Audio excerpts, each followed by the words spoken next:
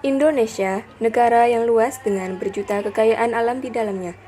Tapi, apakah Indonesia terbentuk begitu saja? Tidak. Indonesia merupakan hasil perjuangan para pejuang melawan penjajahan Jepang dan Eropa. Di video kali ini kita akan membahas tentang beberapa peristiwa yang terjadi sebelum kemerdekaan Republik Indonesia.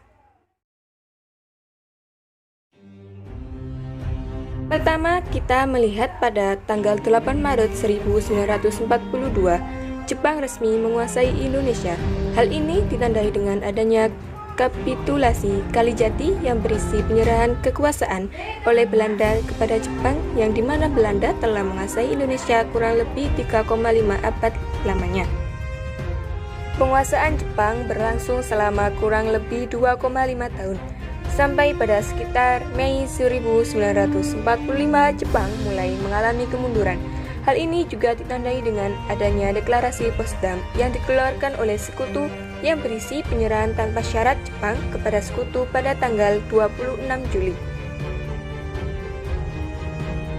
Setelah itu, pada tanggal 6 dan 9 Agustus, dua kota penting Jepang dibom oleh Amerika, yakni kota Hiroshima dan Nagasaki.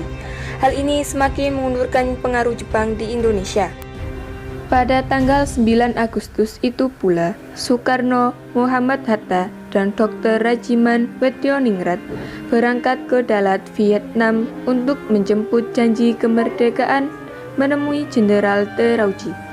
Jenderal Terauchi memanggil mereka untuk memberikan janji kemerdekaan kepada bangsa Indonesia yang bisa dilakukan secepatnya setelah semua persiapan selesai. Berbeda halnya di Indonesia, pada tanggal 10 Agustus, Sultan Syahrir telah mendengar berita kekalahan Jepang kepada Sekutu. Hal ini membuat Sultan Syahrir dan golongannya bergegas untuk berunding dengan tujuan mempercepat kemerdekaan hingga pada tanggal 14 Agustus saat Soekarno dan rombongan pulang ke Indonesia. Para pemuda meminta Soekarno mempercepat kemerdekaan, tapi Soekarno tidak mau.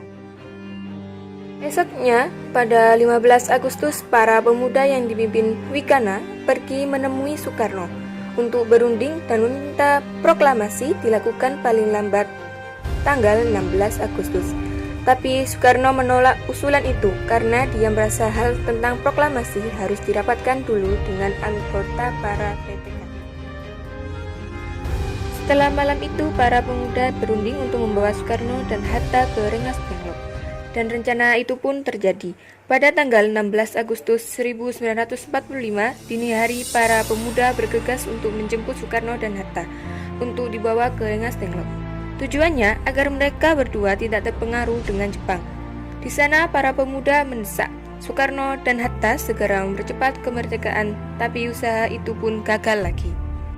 Berbeda halnya di Jakarta, saat itu di sana sedang berada dalam ketegangan karena seharusnya pada tanggal itu diadakan pertemuan PPKI, tapi Soekarno dan Hatta selaku ketua dan wakil ketua PPKI tidak tersedia di tempat. Ahmad Soebarjo segera mencari mereka berdua. Akhirnya, setelah terjadi kesepakatan dengan Wikana, Ahmad Soebarjo kemudian diantar ke Rengas Dengklok oleh Yusuf Kunto. Akhirnya, setelah sampai di sana, Ahmad Soebarjo memberikan jaminan apabila besok paling lambat pukul 12 belum ada proklamasi, maka taruhannya adalah nyawa Ahmad Soebarjo. Setelah itu mereka kembali ke Jakarta.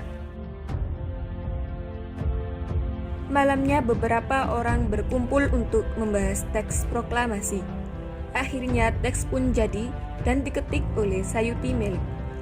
Keesokan harinya, pada tanggal 17 Agustus 1945, Soekarno dan Hatta memproklamasikan kemerdekaan Indonesia. Rumah Soekarno di Jalan Pegangsaan Timur nomor 56, Jakarta, menjadi saksi bisu proklamasi kemerdekaan Indonesia.